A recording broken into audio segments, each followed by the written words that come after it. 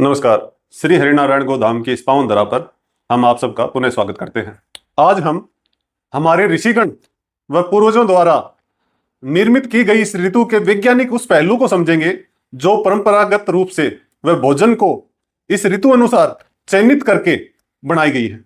इस ऋतु में वात व अग्निमंद के दोषों के कारण आयुर्वेद के अनुसार यदि समाधान के रूप में कोई चीज निकल के आती है तो वो है तेल।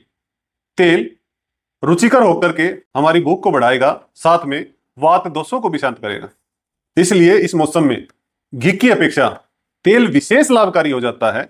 इस ऋतु को जब हम दक्षिण भारत से जोड़ते हैं तो आप देखेंगे कि समुद्र तटीय क्षेत्रों में जहां इस मौसम की तरह नमी रहती है इस ऋतु के अनुसार, वहां पर 12 महीने तेल खाने की परंपरा है। किंतु दक्षिण भारत की अपेक्षा उत्तर भारत ठंडा है, इसलिए यहां पर सरसों का तेल विशेष लाभकारी हो जाएगा और दक्षिण भारत में नारियल का तेल। किंतु हमें लकीर के फकीर नहीं बनना।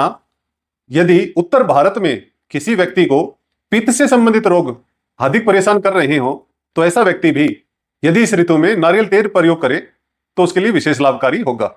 उन्होंने पकवानों को हल्का मीठा बनाया ताकि वात का भी शमन हो जाए और अग्नि भी मंद ना पड़े। तो देखिए, इस समय सुहाड़ी, खुरमे, गुलगुले, मट्ठी, घेवर, बालूशाही इत्यादि इस समय के पारंपरिक चलन में है। क्योंकि माताओं बहनों में वात दोष या जोड़ों के दर्द अधिक आते हैं, इसलिए बुजुर्गों की कितनी सुंदर परंपरा है कि इस समय पर बहन बेटियों के यहां हम इस तरह के पकवान पहुंचाते हैं जिसको हम तीज व कोथली के स्वरूप में आज समाज में देखते हैं, ताकि हमारी माताएं बहनें स्वस्थ रह सकें। आयुर्वेद के अनुसार इस समय दूध व दूध के बने हुए पकवान निषेध हैं, तो हमारे बड़े बुजुर्गों ने इस समय कहीं भी दूध से बनी हुई मिठाई प्रयोग करने की अपेक्षा इस तरह के पकवानों का प्रयोग किया।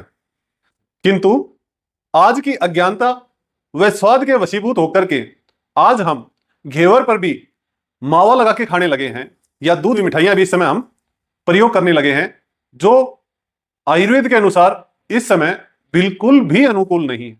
इसका उदाहरण आप इस मौसम से मिलते हुए दक्षिण भारत के नमी वाले उन क्षेत्रों से ले सकते हैं जहां आज भी वो लोग विवाह शादियों की परंपराओं के अंदर दूध से बनी हुई मिठाइयां प्रयोग नहीं करते। वहां आज भी मैदा व चावल से बनी हुई मिठाइयों का प्रचलन है, और उत्तर भारत में भी इस समय पर मैदे से बने हुए घेवर, मट्ठी व बालूशाही इत्यादि का प्रयोग किया जाता है। हमारे बुजुर्ग गण कितने वैज्ञानिक थे कि उन्होंने जो हानिकारक कही जाने वाली मैदा है उसको भी कौन सा स्वरूप देख करके किस तरीके से प्रयोग में लेना है, इसका भी उन्हें गहनता से ज्ञान था, और उसको ऐसा स्वरूप दिया कि वो हमारे लिए लाभप्रद हो जाए। और इस समय पर एक विशेष बात जो ध्यान रखने योग्य है कि इस समय की मिठाइयों के अंदर हल्की फुलावट रहेगी, हल्की फुली हुई रहेंगी, ताकि वो डाइजेस्ट होने में हमारे लिए लाभप्रद हो। किंतु पूरी या छोले भटूरे को हम फुला हुआ तो देख रहे हैं, लेकिन वो यहां पर नुकसान करेगा। छोला भटूरा या पूरी का सेवन हम जब वातावरण में आकाश महाभूत की प्रधानता आएगी तो उस समय पर कर पाएंगे। इसी के साथ यदि चावल बनाने के बाद पानी को अलग कर दिया जाए, बिना मांड का चावल जो फूला रहे, वो चावल हमारे लिए इस ऋतु में लाभकारी रहेगा। और चावल में यदि मांड पका दिया जाए, उसी के अंदर पूरे जल को पका दिया जाए, तो वही चावल इस समय हमारे लिए हानिकारक हो जाएगा। तो इसका आप ध्यान दें। इसी के साथ दक्षिण भारत में इडली, सांभर, डोसा वगैरह का प्रयोग किया जाता है। अब इडली में भी वही बात आती है कि हल्की फुली हुई, जो चीज हल्की फुली हुई हो जाएगी इस समय पर वो थोड़ी हल्की हो जाएगी, पचने में सुपाच्य हो जाएगी। और इस समय हम यदि यहां पर भी इडली, डोसा का प्रयोग इस समय करना चाहें तो अवश्य हम इनका लुत्फ उठा सकते हैं।